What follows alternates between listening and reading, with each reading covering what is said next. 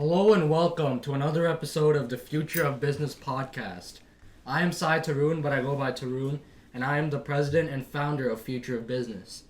Today our topic will be inflation, and to talk about that topic, I am joined with Arif Balaji, a member of the marketing team and a new member of the podcast team. I'm also joined with Swaminathan Murungar, I guess.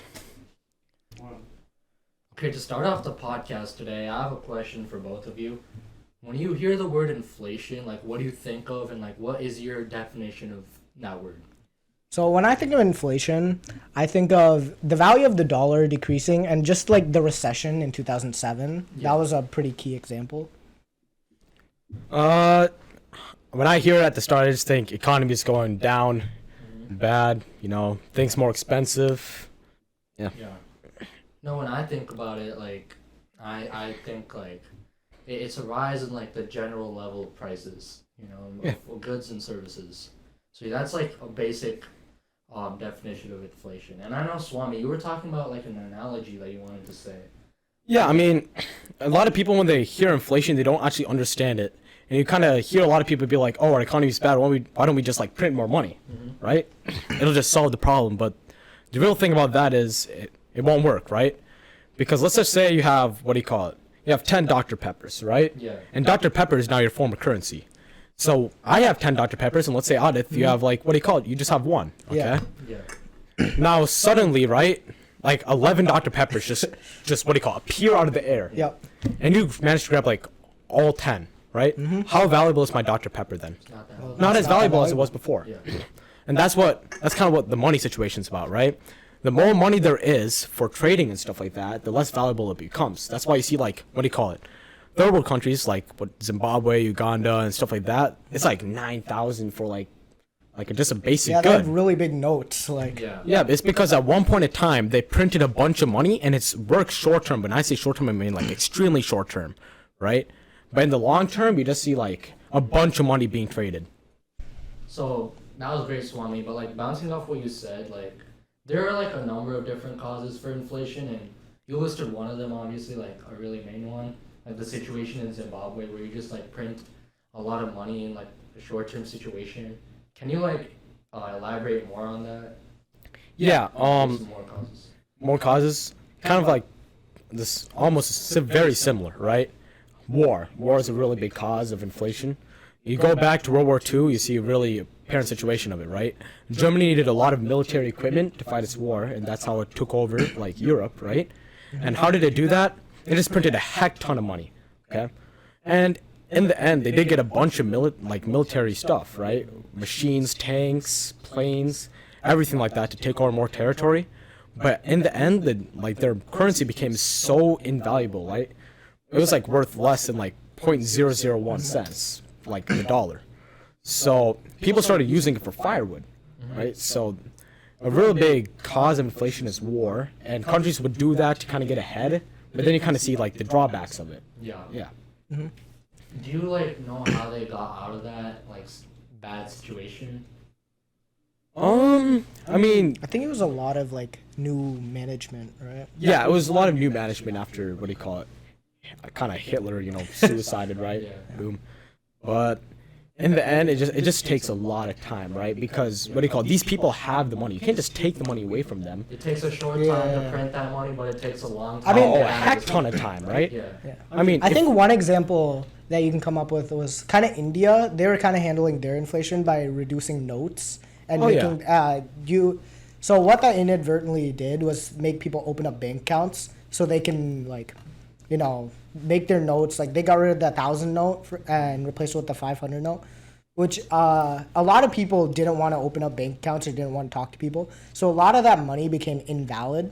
So although it was an extreme way, a lot of people lost a lot of money. Yeah. They ultimately reduced their inflation and also created a better economy in that way.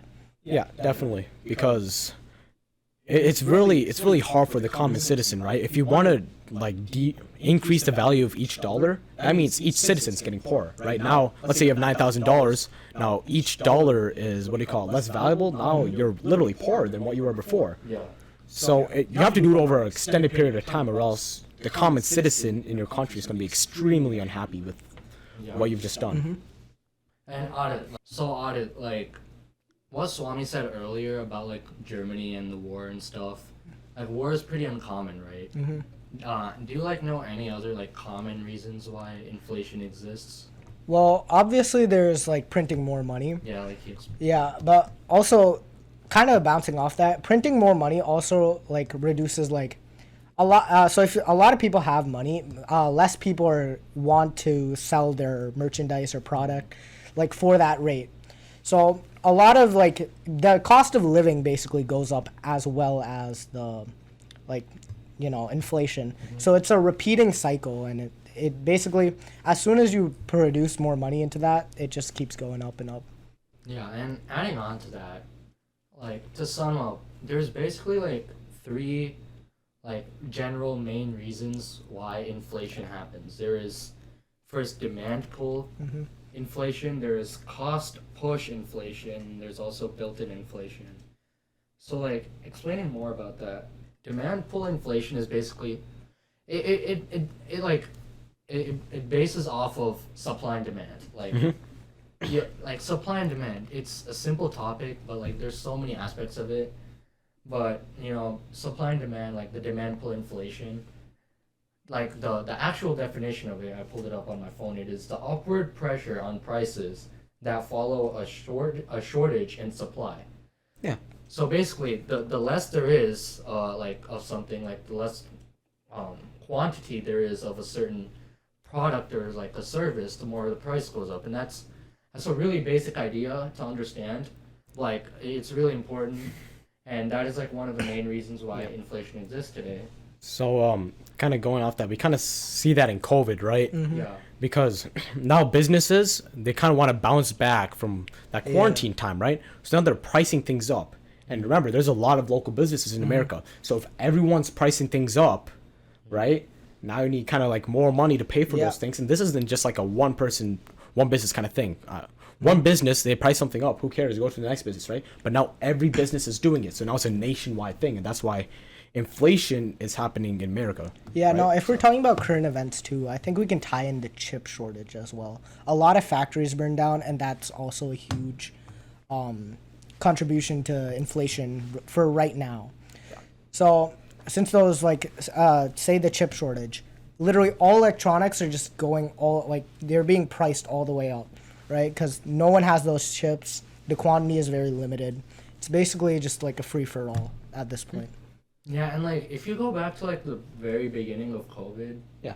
like I'm sure that you both watched like the videos of like people like fighting over toilet paper. Like, Yeah. Oh yeah, I mean toilet paper was a huge thing, Yeah, especially like- on TikTok. Yeah.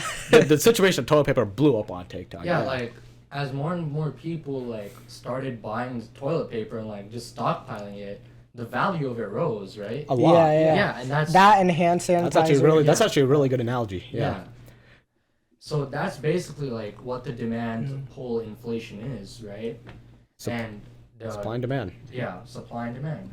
And going off of that, the second type of inflation is cost pull inflation. And Wanted to go for it. so sorry for the sudden cutoff. We had some camera difficulties, but now we are back. And getting back to where we left off, we were talking about like the main types of inflation and like the main reasons for inflation and like the general ideas. So where we left off was like we just stopped talking about the demand pull cause of inflation, and now we're gonna move on to cost push. So cost push is basically a type of inflation that happens because let's say like wages get higher, right? And like let's say that your wages get higher for the workers, and you are also trying to like let's say manufacture a certain product, but the price to manufacture that product goes up, right? So what do you need to do to make up for those increases in the prices? You have to increase the price of the product that you were selling, right? To fit the increase in the wages and the increase in the manufacturing, right? So demand pull is about your supply, Yeah. whereas this cost pull, right? Cost push. Cost push is about how much money you have and how much you have to work how with. much money you're It's- spending. yeah. How much money you're spending? Okay. Yeah, how much a cost push is about how much money you're spending to make a certain product. Okay. Right. And so yeah, that was a basic idea of cost push inflation. So moving on from cost push inflation, the last type of like general inflation is built-in inflation, right? And so this kind of ties into cost push inflation because like built-in inflation is when workers demand like a higher salary because the price of like a certain good or service is increasing, and they demand the salary to like meet their like living costs, right? And so yeah, it kind of like ties in. And yeah, moving on, after general explanation of what inflation is and what the types of inflation is, let's talk about the current inflation crisis that is happening in the U.S. today. Swami, go ahead. Okay.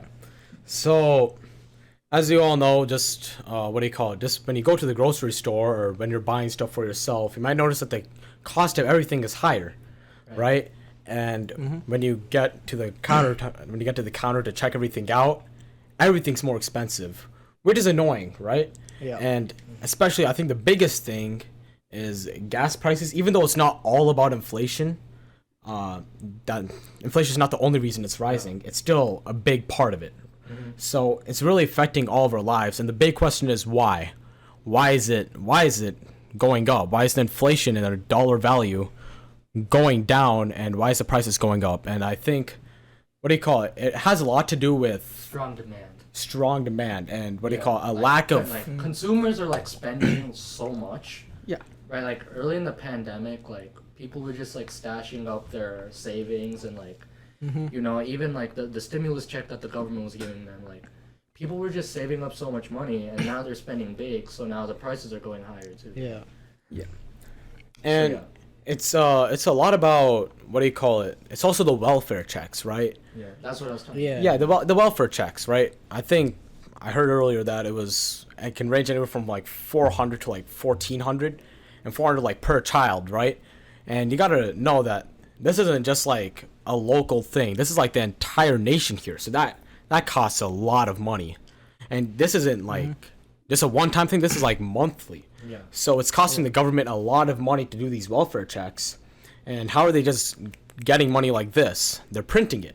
And by having more money circulating in the economy, dollar value goes down. And it's just going to keep on going up and up. And that's why you might be hearing on TikTok or stuff like that, that like our inflation and our economy is just going spiraling down. It's that general trend of, what do you call it? Printing more money and dollar value. It's just like a coming big up. cycle. Yeah, just a big cycle, Just and like it's just going to keep on going down. Yeah. Adit, do you have anything to add on? No. Yeah, so like I stated, this inflation crisis is occurring right now in the US. And the reason why it has a crisis label is because over the last 12 months, inflation has like jumped over 9.1%. And that was like the steepest increase since November of 1981. Just think about that. It's been 40 years. 40 years, and now is the steepest increase. Like, we have to do something about it. And yeah, to do something about it, Swami, I'm Adit or Swami. Adit, let's go to you. What do you think that we can do about it? I know that we touched on this like earlier in the podcast, but yeah. I think one solution definitely would be to reduce government spending, because a lot of government spending and whatever is going towards like a bunch of stuff we don't need. And if we focus in on like kind of just like overall economic funding, you know, just like reducing down on like all these wasted like things, I think we can get like, you know. Yeah, reducing government funding, and it's a very tough solution. If you could do it, then it would have already been done, right? Yeah, there's a lot of debate and argument. Yeah, towards because this is about the money circulating. You can't just be taking away money away from people. Like that's got to be the quickest and fastest thing, but that's like not even morally right, because the only way you could that would decrease cause, the like, amount a of money huge- in circulating is by taking away money in some way. And you got to realize that money is being printed all the time. So I think printing less money is a great way to go about it. Yeah, and you know the formal definition of that, like ways to control inflation, is 1, monetary measures, and 2, fiscal measures, right? And the main one is like monetary measures, right? It's the most important and like most commonly used method, and it's basically like most central banks use high interest rates as the traditional way to fight or prevent inflation. So yeah. And let's talk about the things that like inflation like affects. As you talked about prices, right? Prices. Yeah, of that's the goods biggest thing. versus- That's yeah, what we notice. That's the Yeah. biggest thing. But like, there's so many other things that inflation affects on like let's say investment rates and interest rates and exchange rates. And the U.S. it has like such a great unemployment percentage right now, and that's all caused by inflation, right? And like I said, the built-in inflation. It's because of the built-in inflation, right? Because workers are demanding more money, and that's like tied in reason to why workers are getting laid off too, right?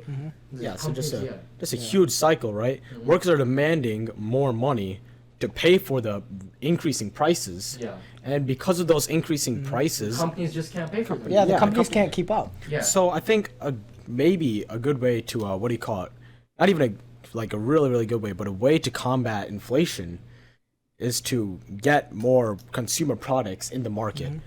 More consumer products in the market means what do you call it? Less price per consumer product, and that's what do you call it? Less spending in that way. But it's a huge push, right? We're not just talking about like a couple stores here. We're talking about like The across entire the nation. board, across the nation. So where we're going to get those products, that's really up to like where all the what do you call it? Biggest what do you call it? Factories, stuff Yeah. like that. So next, I guess we'll talk about fiscal measures. So fiscal measures are to control the inflation, which include taxation, government expenditures, and public borrowings. And basically, I think if we like for our current market, I think if we like resulted to taxation, I think that's a one effective way that could get us out of the inflation. But I think there would be a lot of pushback on that. Oh yeah, because as the people, we don't like getting taxed. Yeah. Right. That's just not something we like. I mean, the IRS is severely underfunded, but who cares? 'Cause But then it's the again, like IRS. if we start taxing people, the government gets more money, and by the government getting more money, you print less money.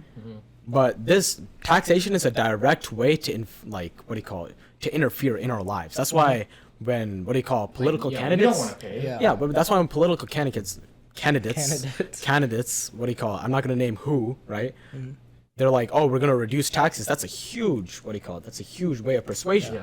right? Because we don't like spending more money. I mean, Right, taxation is necessary though But it- for a good economy. That's the thing. So I think the government has to really, like, be really strict on this, right?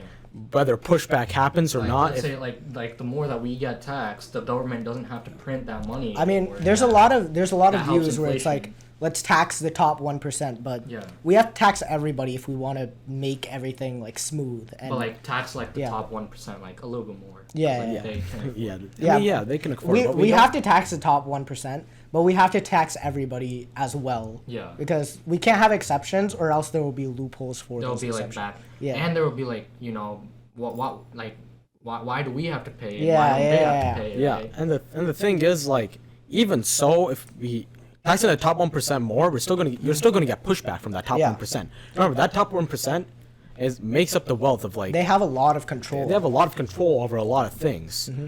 So it can't be like much more than what you're taxing the general populace. Yeah.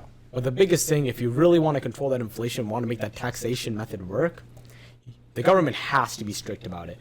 Like, I'm not gonna like what do you call it, name names or anything, but sometimes the government can get soft and they just get general pushback. But inflation, like, it's a serious problem, right? We're going down. Yeah, but like in reality, like low inflation rates and like economic growth, like upward economic growth, like constantly, it's never possible. It's not possible. It comes Yeah. down to whether you want to be, whether you want to be selfish, or whether you want your country to prosper. And like low inflation rates, it ties into low inflation rate. It ties into economic growth because the lower the inflation rate, that means that the economy isn't making as much progress, right? Yeah. So like whenever money is in excess, like there's bidding by the consumers due to like which the cost of the goods like escalate, Cost of goods, yep. Yeah, right. I think we should end it. I think we should yeah. end it right here. I think that was a good episode. Yep. Thanks, Really We good talked about a episode. lot of information. thanks for coming on, Swami. Yeah, I hope I could come back. It was Yeah. really fun. It'd be a pleasure to come back. And yeah, we'll see you in the next episode. Thank you for listening and watching.